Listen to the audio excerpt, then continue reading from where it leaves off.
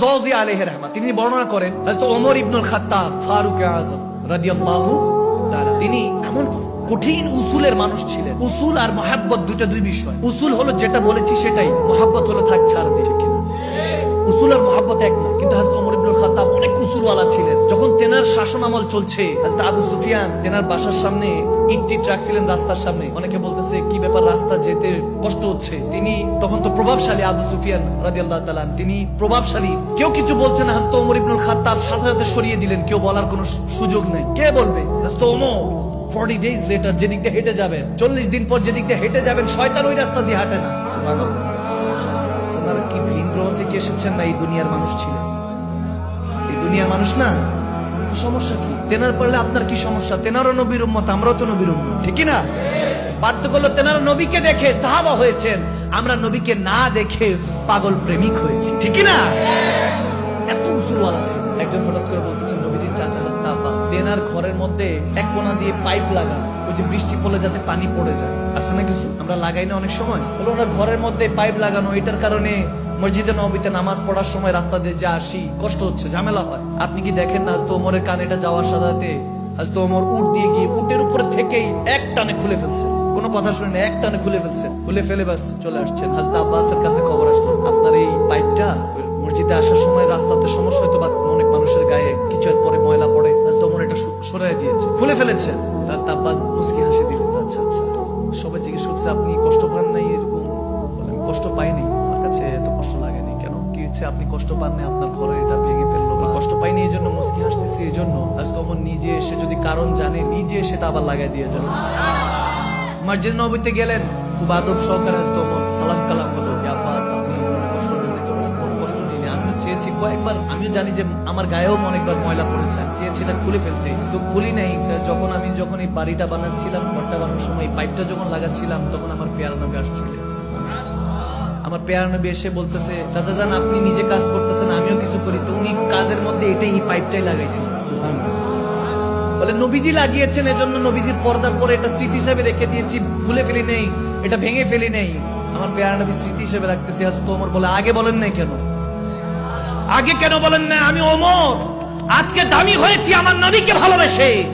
আমি তো সেই ওমর যখন আমার বাবা খাত্তাব একসাথে 7-8টা উটকে এক লাইনে দাঁড় করানোর জন্য বলতেন, আমি পারতাম না, বুঝতাম না, আমার গায়ে ব্যাট মারতেন, আঘাত করতেন। আমি সেই ওমর বুঝ হওয়ার পর, যৌবন পাওয়ার পরও একসাথে 7-8টা উটকে একত্রিত করতে পারি নাই। এটা তো আমার নবীর সাদকা, যা আজকে সারা পৃথিবী আমি কন্ট্রোল করি। সুবহানাল্লাহ। আজকে সারা পৃথিবী আমি ওমরকে সম্মান করে, তাজিম করে, আমার নবীর সাদকা। সেই নবীকে ভালোবাসে, তোরায় গিয়ে ওই পাইপটা লাগাই দিচ্ছেন। সুবহানাল্লাহ বলেন না?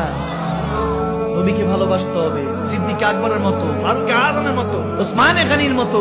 আমি হযরত ওমরের কথা প্রায় সময় মাহফিলে এই জন্য বেশি বলি, কারণ ওনার লাইফ স্টাইলটা, ওনার চলাফেরাটা আমার খুব পছন্দ হয়। জীবনে কাউকে তোয়াজ করে চলতেন না, কাউকে ভয় করে চলতেন না। হযরত ওমর একজনকে ভয় করতেন, তিনি কে?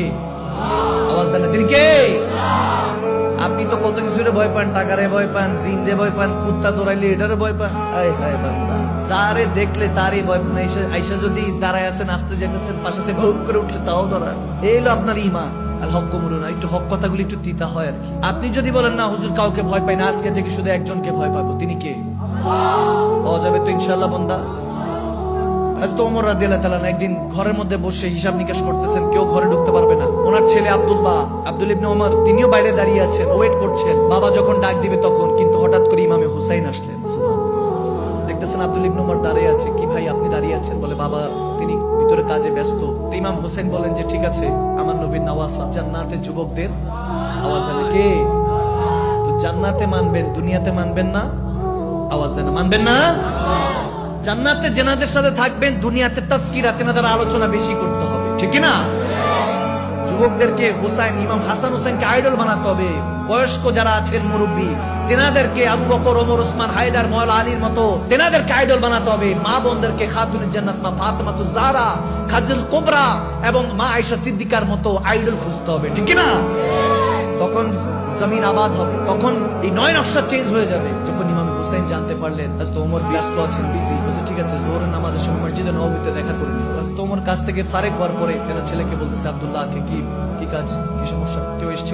বলে ইমামে হোসেন আসছিল, বলছে বলো নাই কেন আমাকে, বলো নাই কেন? বলি আপনি কাজে মসরুফ ছিলেন, ব্যস্ত ছিলেন। তিনি দৌড়ায় গেলেন। হযরত আব্দুল্লাহ ইবনে ওমর হাদিস বর্ণনা করছেন, এমন ভাবে হযরত ওমর দৌড়ায় গেলেন, ইমাম হোসেনের ঘরের কাছে এসে ডাক দিলেন, ইয়া হুসাইন ইবনে আলী। ইমাম হোসেন বললেন, আসসালামু আলাইকুম, কেমন আছেন? চাচা যেভাবে সম্বোধন করা থাকে, কেমন আছেন আমিরুল মুমিনিন?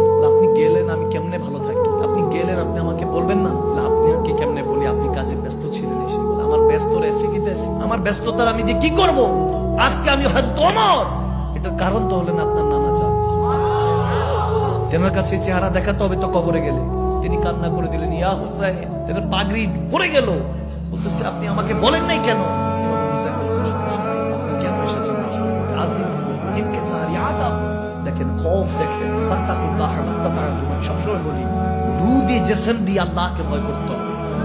আওয়াজ দেন, ঠিক না? তাসদিকু বিল কলব, অন্তর থেকে মেনে নিতে হবে। জুবান দিয়ে বলার সময় চিন্তা করবেন, আমার নবীর নাম বলতেছে, আল্লাহর নাম